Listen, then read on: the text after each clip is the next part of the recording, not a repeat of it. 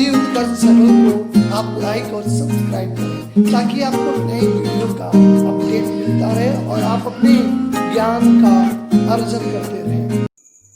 प्रिय विद्यार्थियों, आज हम सभी कबीर दास के पद का अध्ययन करेंगे। कबीर दास की भाषा भले ही सदुक्कड़ी हो, लेकिन आज के समय में भी प्रासंगिक है उनके दोहे। आज जब भी हम व्यक्तिगत या सामाजिक जीवन के पथ पे कभी भी कठिनाई का अनुभव करते हैं तो कबीर दास के दोहे पथ प्रदर्शक का काम करते हैं। भले ही पढ़े लिखे नहीं व्यक्ति थे, लेकिन तमाम विश्वविद्यालयों में आज उनके दोहों के ऊपर रिसर्च हो रहे हैं। लोग पीएचडी की उपाधि धारण करते हैं। वह खुद ही स्वयं अपने बारे में कहा था कि मस कागज छुयो नहीं, कलम गयो नहीं आप, कि मैंने कभी भी कागज को छुआ तक नहीं, कलम को पकड़ा नहीं। लेकिन यहाँ विचारणीय प्रश्न है कि आपके मन में प्रश्न आता होगा, तो आज इनके दोहे को हम कैसे पढ़ेंगे जब वो खुद लिखना नहीं जानते थे, लेकिन जो उनके अनुयायी थे उनके बताए गए दोहे, उनके द्वारा गाए गए दोहों को उन्होंने लिपिबद्ध कर लिया। तो आइए आज हम सभी आपके पाठ्यक्रम में निर्धारित जो इनकी पंक्तियां हैं उनका अध्ययन करें। पहला जो ईश्वर के बारे में है, ईश्वर के स्वरूप के बारे में, ईश्वर के स्वरूप ईश्वर के स्वरूप को लेकर हमारे देश में बड़ा मतांतर है। यानी कभी लोगों के जो मत हैं एक नहीं हुए। कुछ लोग कहते हैं ईश्वर सगुण है, ईश्वर दिखाई देते हैं। कुछ संप्रदाय कहते हैं ईश्वर निराकार है, निर्गुण है, उसका रूप नहीं दिखाई देता। चूँकि कबीरदास भी निर्गुण ब्रह्म की उपासना करते थे, निराकार ब्रह्म की उपासना करते थे, तो उन्होंने ईश्वर का कुछ स्वरूप बताया है और अपनी पंक्तियों के माध्यम से बताने का प्रयास किया है। उन्होंने कहा कि हम तो एक एक कर जाना। प्रस्तुत पंक्तियों में कबीरदास जी कहते हैं कि हमने जिस ईश्वर के स्वरूप को जाना है वह एकात्म है, एक है। मैंने ईश्वर को एक जाना है, एक एक कर जाना। हमने ईश्वर के एकात्म रूप को जाना है। ईश्वर एक है, दो ही कहे तिनी को दोजक।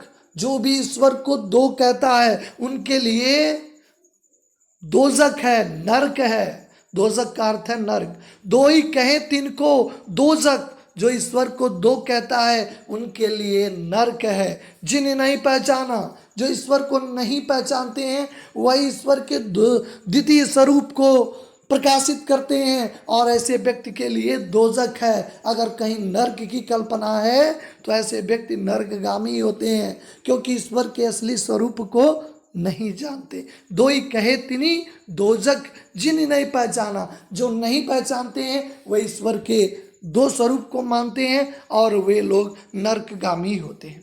तमाम साक्ष्य देते हैं, तमाम मत देते हैं ईश्वर को सिद्ध करने के लिए कि कैसे ईश्वर एक है।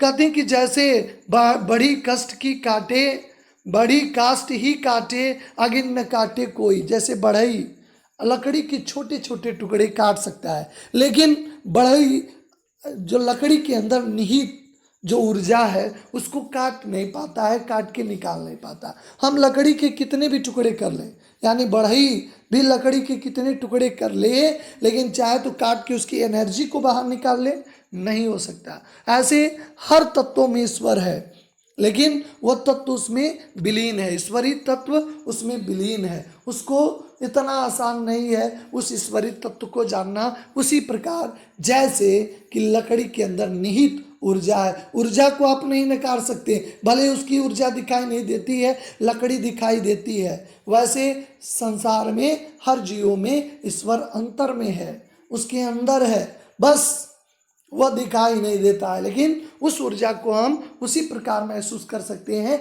जैसे लकड़ी में, लकड़ी को टुकड़े काट लें, काट के कितने छोटे छोटे टुकड़े कर लें, ऊर्जा नहीं दिखाई देती है, लेकिन ऊर्जा उसमें होती है। जैसे छोटे टुकड़े को इकट्ठा करके जलाएं तो आपको ईंधन मिलेगा। दूसरा, उसी प्रकार सब घटी अंतर, उसी प्रकार जैसे लकड़ी के अंदर निहित ऊर्जा है, उसी प्रकार सब घटी संसार के सभी तत्वों में सब घटी अंतर, सभी घट में सभी तत्वों के अंतर मतलब अंदर तू ही व्यापे यानी हे ईश्वर आप व्याप्त हो, धरे स्वरूप सोई, विविध प्रकार के रूप को धारण करके सभी प्रकार के तत्वों में, सभी प्रकार के तत्वों के अंदर ईश्वर समाया हुआ है। कुछ और एविडेंस देते हैं, कुछ और साक्ष्य देते हैं। कहते हैं एक है पवन, एक ही पानी, एक ही ज्योत समाना। कहते हैं जिस प्रकार हवा एक है, चाहे वो भारत में हवा है, चाहे वो हवा पाकिस्तान में है, रसिया, रूस, जापान में है, हर जगह हवा अदृश्य होती है, हवाओं को महसूस करते हैं। चाहे कोई देश काल परिस्थितियां हो, हवाएं अदृश्य होती हैं। तो ऐसे लेकिन हवा का अस्तित्व एक है। हवा चाहे किसी भी देश में हो एक ही प्रकार की होती है। एक ही पानी, चाहे भारत का पानी हो, रसिया, रूस, जापान, किसी देश का पानी है, स्वादहीन, गंधहीन व रंगहीन, पानी का स्वरूप हर जगह दिखाई देता है। एक ही पानी है, एक ही पवन है, और प्रकाश जिसमें 7 रंग अंदर होते हैं, लेकिन प्रकाश का सब मिलकर श्वेत ही होता है। यानी प्रकाश एक विशेष प्रकार का जो सभी रंगों को मिलके होता है। लेकिन चाहे वो भारत का प्रकाश हो सूर्य का, चाहे वह रसिया, रूस, जापान, पाकिस्तान, नेपाल, भूटान, किसी देश का हो, लेकिन उसका स्वरूप एक है। जैसे हवा एक है, पानी एक है, ज्योति एक प्रकार है, उसी तरह ईश्वर भी एक है। दूसरा तर्क देते हैं, एक है खाक गढ़े सब भांडे, एक है कुहारा साना, कि एक प्रकार का कुंभकार, एक कुहार, एक ही प्रकार की मिट्टी से, भांड मतलब होता है बर्तन, एक कुहार, एक कुहरा, एक कुहार, कुंभकार, यानी एक पॉटरमैन कहते हैं, यानी कुंभकार जो बर्तन बनाता है मिट्टी के, एक ही प्रकार की मिट्टी से वो दिया बनाता है। एक ही प्रकार उसी मिट्टी के लोदे से चाक पे रख के वह घड़ा बना देता है, सुराही बना देता है, बड़ा घड़ा बना देता है। वह एक ही प्रकार की मिट्टी से निर्माण होता है। उसी प्रकार एक ही कुम्हार है, एक ही कुम्हार है, वो कौन है? ईश्वर। और एक ही जो सभी जो पंच तत्व हैं उसी से सभी जीवों की रचना करता है, चाहे वो रेप्टाइल हो, चाहे वो इंसेक्ट हो, चाहे ह्यूमन बीइंग हो, चाहे कुछ भी, सभी 5 तत्वों से रचना होती है। तुलसीदास ने भी स्पष्ट किया है, क्षिति जल पावक गगन समीरा, क्षिति जल पावक गगन समीरा, 5 तत्व यह रचित शरीरा, यानी 5 तत्वों से शरीर की रचना हुई थी। इसलिए कबीरदास जी कहते हैं कि जिस प्रकार कुम्हार एक प्रकार की मिट्टी से वो कलश, चाहे वो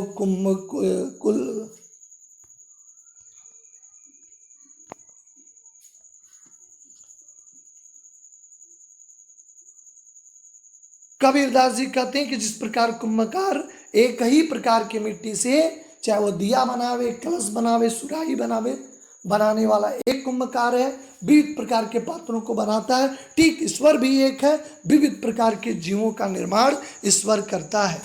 बड़ी ऊंची बात कहते हैं माया। माया हमेशा 2 कार्य करती है।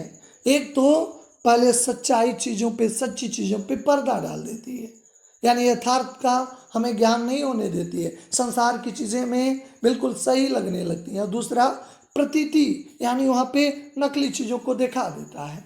माया का 2 काम है, एक वास्तविकता पे पर्दा डालना और पर्दे के ऊपर नकली चीज़ों को दिखाना। संसार की चीज़ें अछूड़े नहीं हैं, सब डिके विद द टाइम, समय के साथ सब, चाहे घर है, चाहे शरीर है, चाहे कुछ भी है, पृथ्वी की भी आयु है 4 अरब वर्ष, यानी सबका एक समय है, सब माया से ग्रसित है। लेकिन हम नकली चीज़ों को इकट्ठा करने में लगे हैं। माया देख जगत लुभाना, माया को देखकर धन दौलत रुपया पैसा को देखकर सांसारिक लोग लोभ में पड़ जाते हैं। काहे रे नर गरबाना, और मायावी चीज़ों को इकट्ठा करके, सांसारिक चीज़ों को इकट्ठा करके व्यक्ति गर्वशाली महसूस करता है। मेरे पास इतनी गाड़ियाँ, मेरे पास इतने कार हैं, मेरे पास इतनी प्रॉपर्टी है।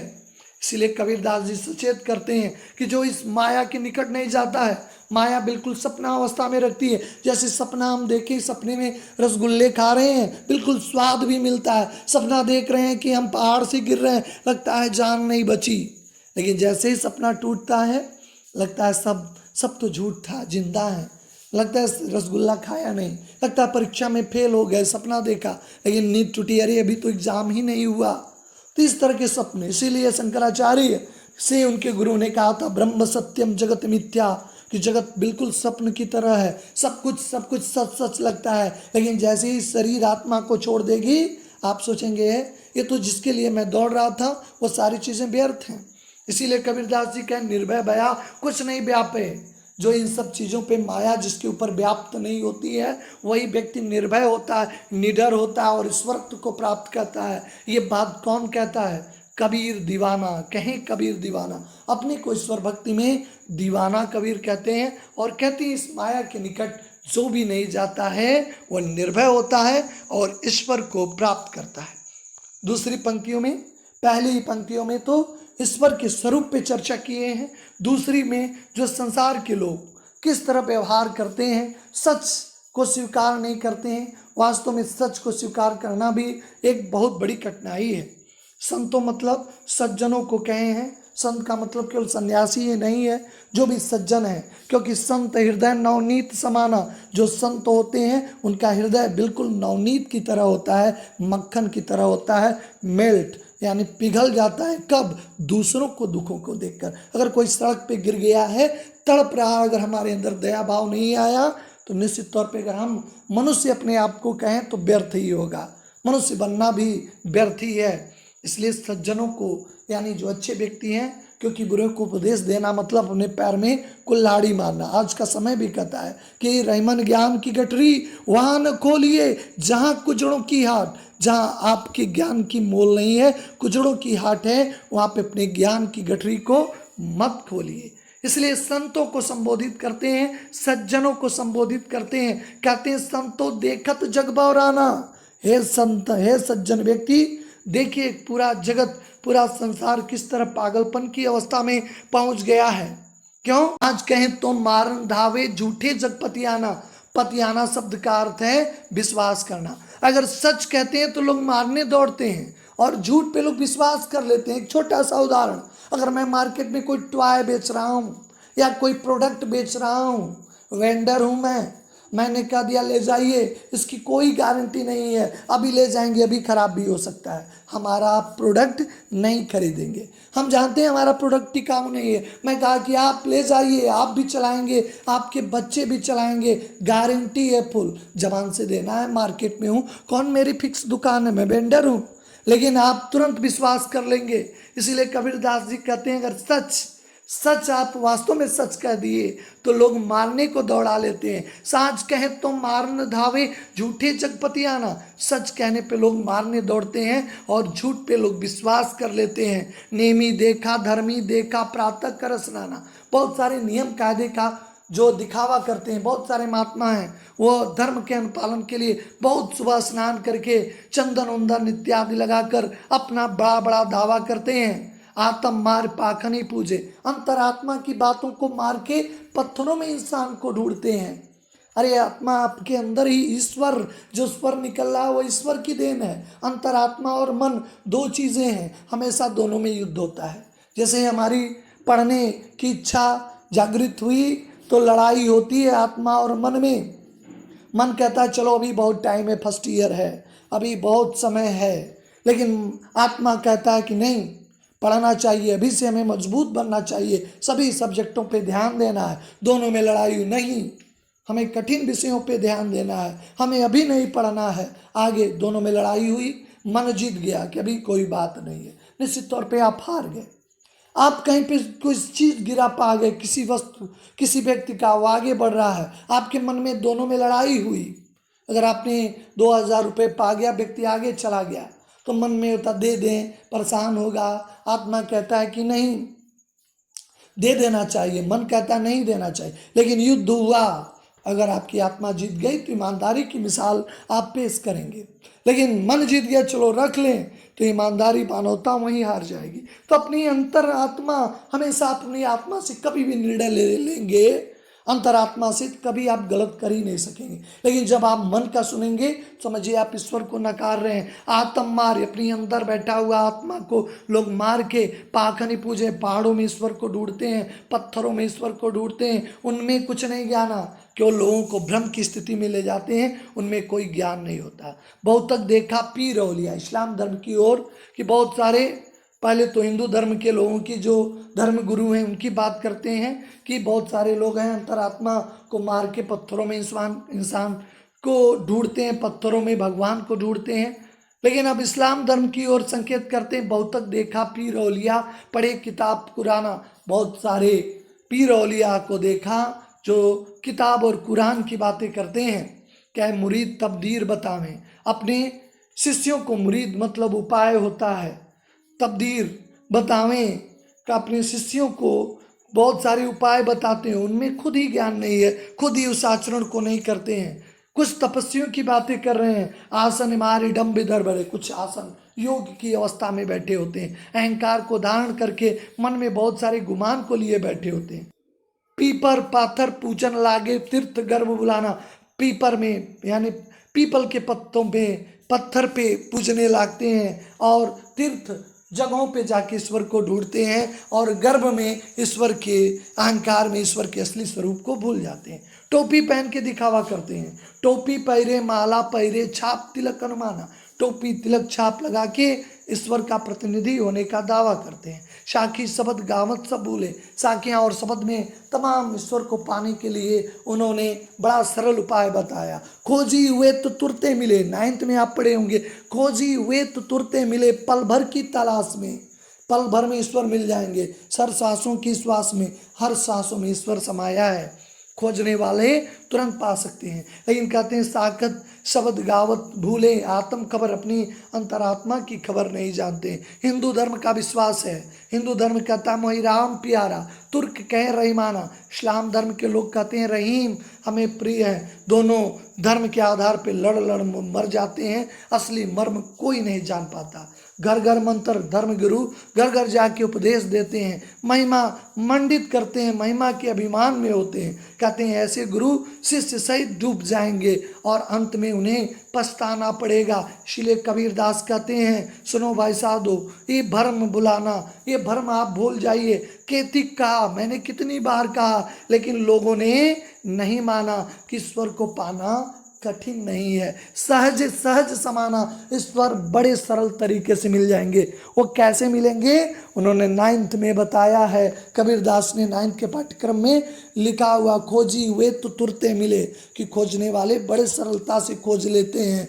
इस श्वासों के श्वास में, हर श्वासों की श्वास में प्रत्येक व्यक्ति के अंदर ईश्वर है। इसीलिए तुलसीदास ने भी कहा था, सिया राम मैं सब जग जानी, कि संसार के सभी पुरुषों में राम, सभी स्त्रियों में मैं सीता का दर्शन करता हूँ। सिय राम मैं सब जग जानी, करूँ प्रणाम जोर युग पानी, कि हम सभी ईश्वर, सभी लोगों में ईश्वरत्व को ढूंढता हूँ। तो खोजने वाले सरलता से खोज लेंगे।